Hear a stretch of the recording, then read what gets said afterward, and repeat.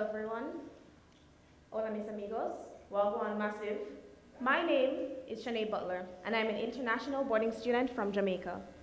For 16 years, I lived among my people, saturated in a very unique island culture. The way I speak, dance, and even cook is all particular to my people.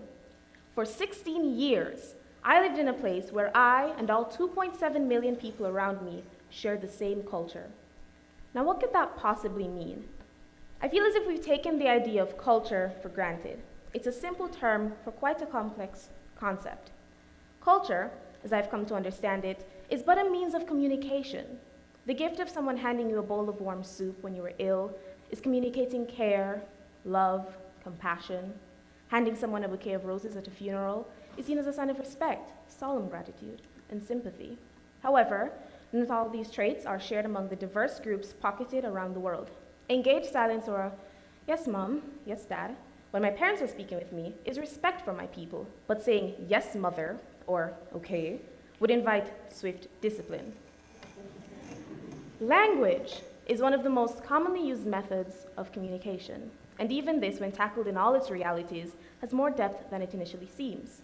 I told you I grew up in Jamaica for 16 years, and some of you may be wondering, where's her accent? When I first came to HPA, people used to tell me that they couldn't understand me. They asked me to repeat myself. I was so confused because I was speaking standard English. In terms of language, understand this much. How you speak, your intonation, the breadth of your lexicon, your go-to phrases and idioms, all make you, you. What you say and how you say it are of crucial importance to your identity. One of the first things I learned as an international student is that there are many words that I use and thought were commonly practiced in other languages that don't even exist outside of my realm. For instance, there's a Chinese word, tai, that does not exist in the English language.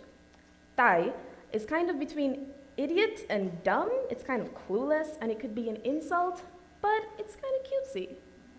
Nunchi, in Korean, is akin to walking on eggshells around others, being cautious and observant of them. And furthermore, in North California, people have a tendency to say, kiss a banana slug. This would apparently give you good luck. What's fascinating to note is that whilst I learned of this, a young woman from South California told me she'd never heard the saying before. Language evolves according to province, district, and from country to country. As an international citizen, the moment I left my home was the moment I changed. I speak differently, yes, but now I hear my own accent. How I interact with my teachers, my friends, and even my parents has changed. I've adopted more American dances, engaged in an increasing number of American politics, and this is just the beginning. My study patterns have changed. The media I like to consume has shifted from my norm. All in all, I have changed. This isn't just me. Ask any person who has been removed from their culture, or even just from their norm, and you'll hear the same thing. Going back to language, though, and this is where it gets interesting. Our language is more than the conversational stuff. It's poetry, art, music, debate. Our language is our life. When I call home now, I almost feel like I force an accent. I'm so deathly afraid of losing my accent because it's the first obvious indication to anyone back home that I'm different. However, if I get too highly spirited and I start to speak quickly, I get tongue-tied. I'm incapable of keeping up with myself. I have friends who speak Russian, Italian, Turkish, and they all tell me the same thing. When they speak to their parents, they translate words from English to their native language.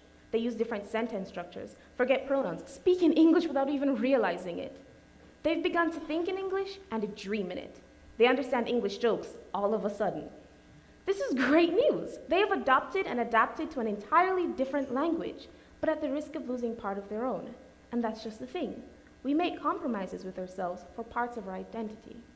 Wouldn't it be nice if we could just not? If we could branch out, learn new things, while still maintaining the integrity of our core selves? I think there are those who have this figured out. They are wholly themselves, no matter the circumstance. The issue is just that we are social creatures. The main reason why I speak in this adopted accent is so that I can have conversation with people. I want to relate to them.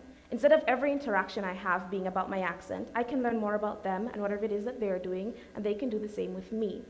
They're not distracted by me, so they can focus on what really makes me who I am. I can explain to them why Sunday dinners are so important to my people, and why it is that we turn every bad situation into a joke. It no longer becomes about my being their interpretation of a Jamaican. It becomes about me as a Jamaican. I am better able to be me when I put away a part of myself. And this is just the beginning to the benefits of being exposed to other peoples. Never before in my life had I seen so much importance in being in the know with regards to my history, economy, artists, sportsmen, and women.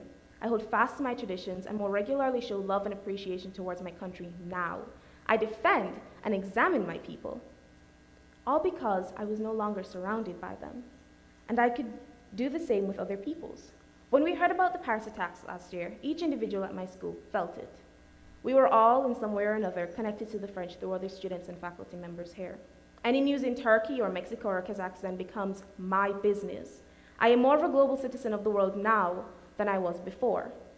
This is a prime example of the interrelationships of culture. We are more connected, less ignorant, more woke. However, and there is a however, sometimes the negatives do prevail. In a highly globalized world, we are on the precipice of large-scale culture shock, removal, and change.